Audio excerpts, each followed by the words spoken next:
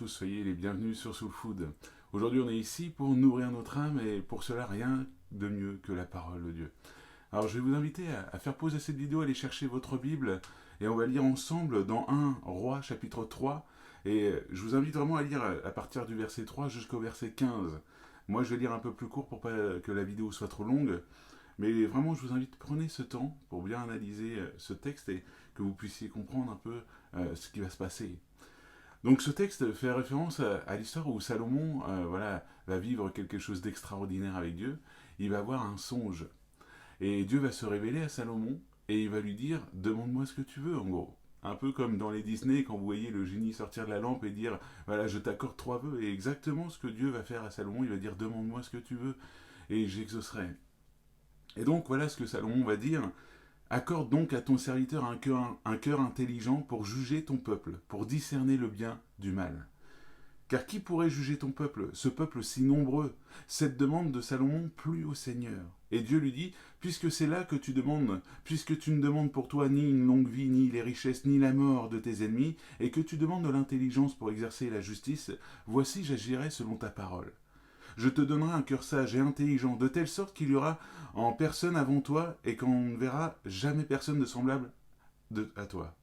Je te donnerai en outre ce que tu n'as pas demandé, des richesses et de la gloire, de telle sorte qu'il n'y aura pendant toute la vie aucun roi qui soit ton pareil. Et si tu marches dans mes voies en observant mes lois et mes commandements comme l'a fait David ton père, je prolongerai tes jours. Salomon s'éveilla, et voilà le songe.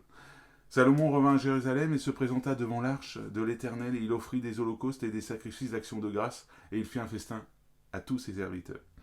C'est magnifique ce que Salomon a vécu. On voudrait vivre cela aussi, n'est-ce pas? Je ne sais pas pour vous, mais moi j'aimerais bien que Dieu se révèle à moi à travers un songe et qu'il me demande ce que je veux. Moi aussi, je crois que je ferai la même prière que Salomon. Je demanderai l'intelligence et la sagesse pour savoir comment parler à l'Église, pour savoir comment conduire aussi l'Église. C'est quelque chose que j'aimerais aussi faire, cette prière. Mais voilà, c'est arrivé à Salomon. Dieu sait, Dieu connaît toutes choses. Mais là, moi, j'analyse une chose. J'analyse la prière que Salomon a faite à Dieu, cette demande que Salomon a faite à Dieu. Je remarque que Salomon ne s'est pas basé sur ses propres besoins. Il n'a pas regardé à son confort, il n'a pas regardé à ce qu'il voulait lui, non. Il a regardé ce qu'il avait vraiment besoin pour le peuple de Dieu, pour faire le plan de Dieu dans sa vie. Et ça nous donne une grosse leçon à nous aujourd'hui. Souvent, combien de fois nos prières, quand on s'adresse à Dieu, elles sont égoïstes, elles concernent nos besoins à nous, elles concernent notre confort, et souvent, malheureusement, on oublie un peu les plans que Dieu a pour nous, et on lui demande, Seigneur, fais ci, fais ça, un peu comme un distributeur, mais Dieu n'est pas un distributeur de bénédiction. Il est quelqu'un qui a des projets de paix, des plans parfaits pour toi. Mais pour cela, il te demande de marcher par la foi, de lui faire confiance et d'accorder tes prières à sa volonté aussi. Jésus, à un moment donné, quand il va prier, il savait que Jésus savait qu'il allait devoir être crucifié sur cette croix, qu'il allait mourir.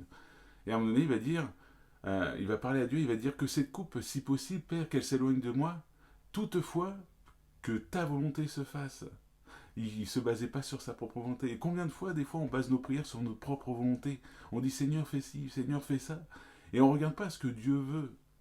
Oui, parfois, Dieu nous permet de traverser certaines épreuves, des épreuves qui sont difficiles, mais c'est parce qu'il a quelque chose de bien plus profond pour nous. Quelque chose, peut-être même une façon de penser à transformer, un caractère à changer. Quelque chose où on doit passer par cette voie pour voir Dieu autrement que ce que l'on voit aujourd'hui.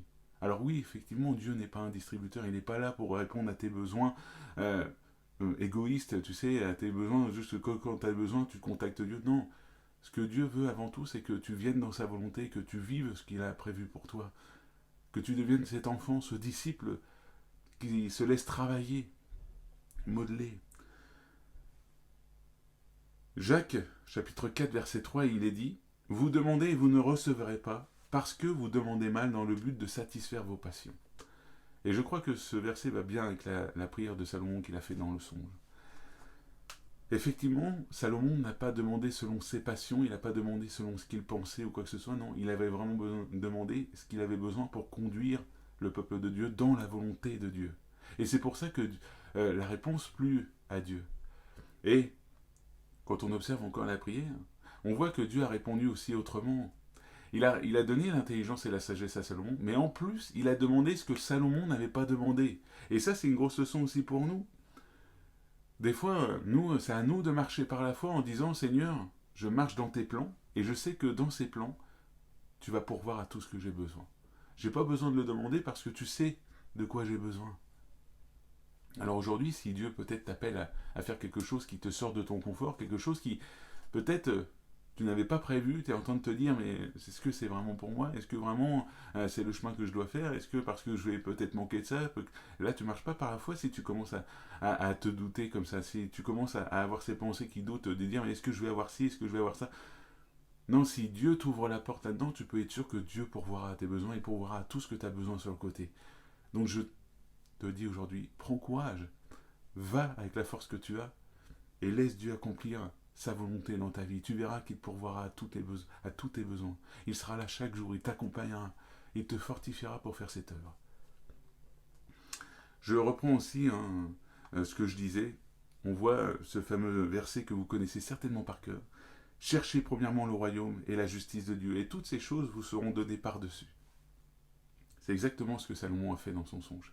Il a cherché avant tout la volonté de Dieu, et toutes les choses lui ont été données par-dessus. Il a eu la richesse, il a eu une longue vie, il a eu une grande gloire, une grande sagesse. Mais c'est pas parce qu'il l'avait demandé, il avait juste demandé l'intelligence et la sagesse. Et toutes ces choses ont été données parce que il a cherché à marcher dans la volonté de Dieu. Donc aujourd'hui, cherchez à marcher dans la volonté de Dieu, vous verrez que Dieu pourvoira à tous vos besoins. Soyez bénis, j'espère que cette vidéo t'a fortifié. N'hésite pas à la partager, à mettre un petit like, un petit commentaire de ce que tu en penses. Je suis très content de pouvoir vous lire. Soyez bénis.